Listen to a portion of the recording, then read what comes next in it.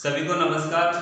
राजनीति विज्ञान में आज हम पढ़ेंगे अध्याय 6 में भारतीय संविधान की विशेषताएं। लेकिन ये हम क्या है, इससे पहले वाले वीडियो में पढ़ चुके हैं। आज हम जो अध्याय 6 है उसके महत्वपूर्ण प्रश्न उत्तर के बारे में हम चर्चा करेंगे।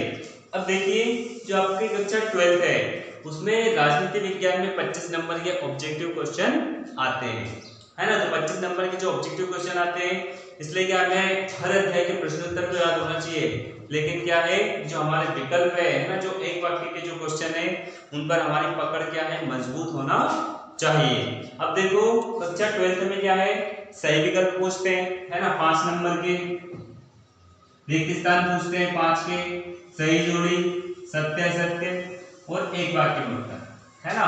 तो क्या है, ऐसे करके हमारे जो 25 नंबर के जो क्वेश्चन होते हैं वो ऑब्जेक्टिव वाइज आते हैं।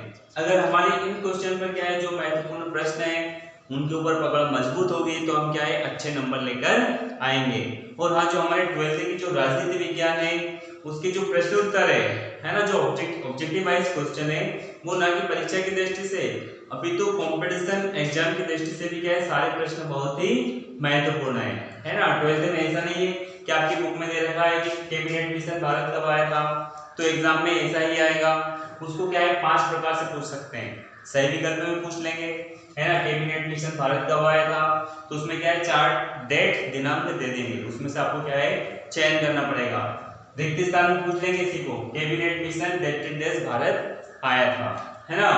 सही जोड़ी में पूछ सकते हैं, सत्य सत्य में पूछ सकते हैं, इसकी तारीख बदल सकते हैं सत्य सत्य में पूछ के, और एक वाक्य में पूछ सकते हैं। तो क्या है, प्रत्येक प्रश्न को क्या है, हमें अच्छे से याद होना चाहिए, क्योंकि उस प्रश्न को क्या है, एग्जाम में किसी भी प्रकार से पूछ सकता है। तो हम अध्याय 6 के क्या है, महत्वपूर्ण जो प्रश्न उत्तर है ऑब्जेक्टिव वाइज, उनका क्या है, विस्तार से अध्ययन कर लेते हैं। तो देखिए, जो पहला प्रश्न है,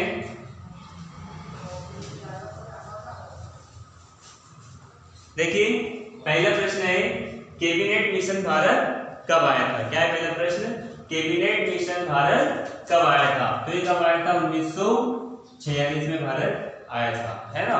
तो कैबिनेट मिशन भारत क्यों आया था, हमारे भारतीय संविधान सभा के लिए क्या है, जो ब्रिटिश के प्रधानमंत्री थे एटली, उन्होंने क्या है, एक दल भेजा था जिसमें 3 सदस्य थे।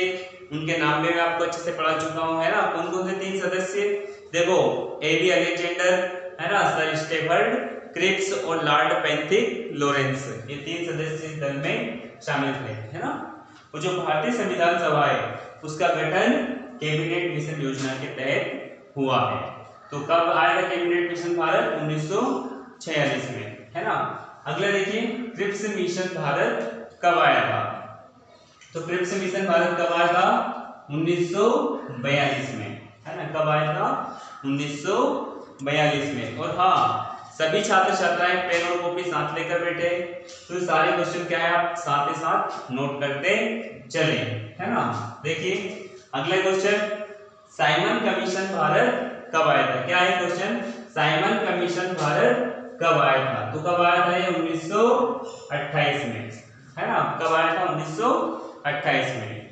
अगला देखिए, माउंटबेटन योजना क्या है, ये भारत कब आया था। क्या है, माउंटबेटन योजना क्या है, ये भारत कब आया था। तो ये कब आया था भारत, 3 जून 1947 को, है ना। ये क्या है, लॉर्ड माउंटबेटन थे इसमें, वो भारत का जो विभाजन हुआ था उस समय क्या है, उसमें अपनी महत्वपूर्ण भूमिका निभाई थी। अब देखिए, अब देखो जो चारों क्वेश्चन है, cabinet mission, Cripps mission, Simon commission और माउंटबेटन, है ना, इसमें छात्र छात्राएं सबसे ज्यादा कंफ्यूज होते हैं, है ना। इनकी क्या है, डेट भूल जाते हैं, क्या डेट की क्या है, अदला बदली कर देते हैं। जैसे साइमन कमीशन ने 1946 कर दिया, कैबिनेट मिशन को 1942 या 28 कर दिया। तो आपको इनको अच्छे से याद करना है ना। उनको कॉपी में एक जगह लिखना है आपको, वो चारों क्वेश्चन को आपको अच्छे से याद करना है और चारों को एक जगह लिखना है, ताकि आपकी क्या है, जो डेट है वो आप तो इसमें कंफ्यूज ना हो। इसलिए मैंने क्या किया, जो चारों क्वेश्चन है इनको एक साथ लिखा है ना, क्योंकि आपका कंफ्यूजन, आपका जो डाउट है वो दूर हो जाए। अब देखिए अगला क्वेश्चन है, संविधान के निर्माण में कितना समय लगा, है ना। इस क्वेश्चन है, समय का पूछा जाता है कि भारतीय संविधान के निर्माण में कितना समय लगा। तो इसमें देखिए, देखो 2 वर्ष 11 माह और 18 दिन, 2 वर्ष 11 माह और 18 दिन का भारतीय संविधान के निर्माण में समय लगा। अगला देखिए, भारतीय संविधान में कितने अनुच्छेद है ना, ये आपको हम पढ़ा चुके हैं। कितने अनुच्छेद है? 395, जो कि विश्व के किसी भी देश के संविधान में इतने अनुच्छेद नहीं है ना। अगला देखिए, भारतीय संविधान को लागू कब किया गया? भारतीय संविधान को लागू कब किया गया? ये जिसका जो उत्तर है, सभी छात्र छात्राओं को जो भी इस वीडियो के माध्यम से है ना आप पढ़ाई कर रहे हो, आपको इसका आंसर कमेंट बॉक्स में बताना है ना। कौन से का? 7वें का कि भारतीय संविधान को लागू कब किया गया, है ना, ये आपको कमेंट में बताना है। चलिए अगला देखिए, भारतीय संविधान को अंगीकृत कब किया गया, है ना। तो कब किया गया? 26 नवंबर 1949 को भारतीय संविधान को अंगीकृत किया गया था, है ना। अंगीकृत किया गया था अर्थात उसको आंशिक रूप से लागू कर दिया गया था, ना, पूर्ण रूप से लागू नहीं किया था। भारतीय संविधान को आंशिक रूप से लागू कर दिया था, है ना, जिसमें क्या है 395 अनुच्छेद थे और 8 अनुसूचियां थी। ठीक है। अगला क्वेश्चन देखिए, संविधान सभा का गठन किस योजना के तहत हुआ था, है ना। ये हम आपको अभी पढ़ा चुके हैं। संविधान सभा का गठन किस योजना के तहत हुआ? कैबिनेट मिशन योजना के तहत हुआ था, जो कि 1946 में भारत आया था, है ना, और उस दल में 3 सदस्य शामिल थे। चलिए अब इसके हम अगले क्वेश्चन देख लेते हैं।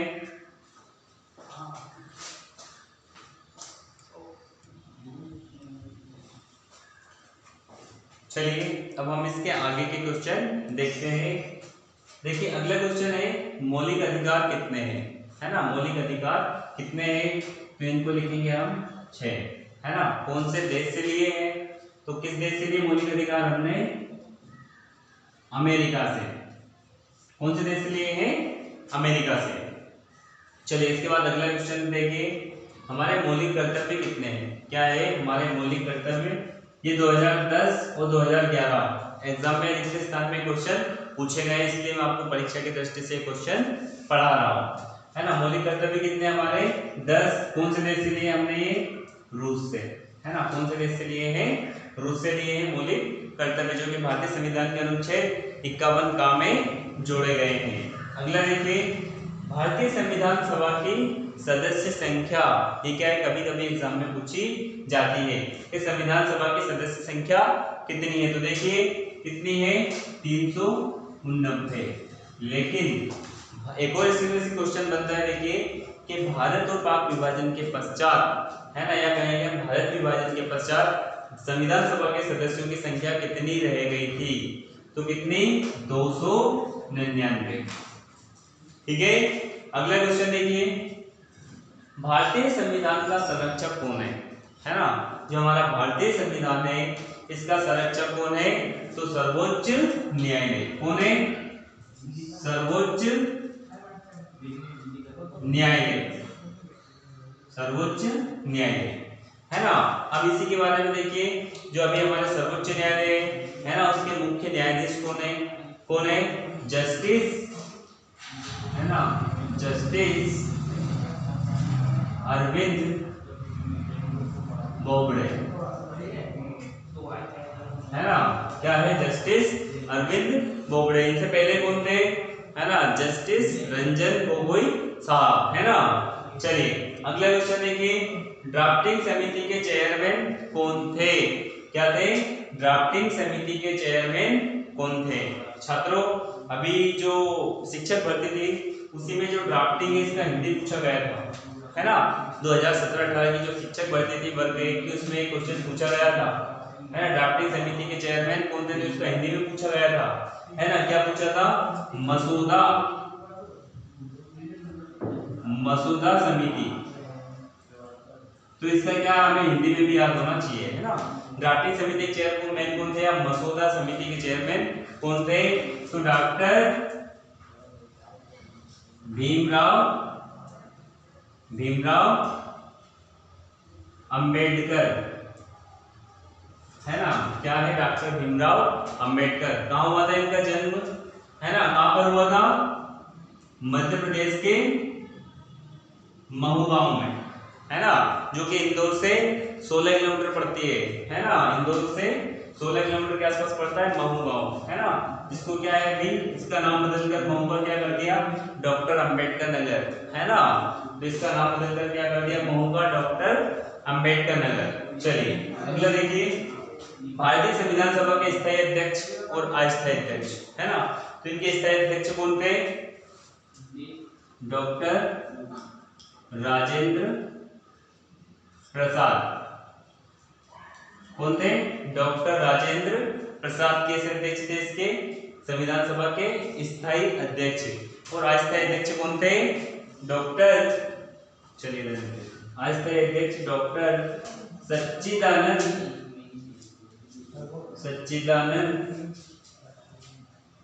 सिन्हा, है ना, इसके कैसे अध्यक्ष थे, डॉक्टर सच्चिदानंद सिन्हा अस्थायी अध्यक्ष, है ना। चलिए आज के लिए इतना ही, बहुत बहुत धन्यवाद।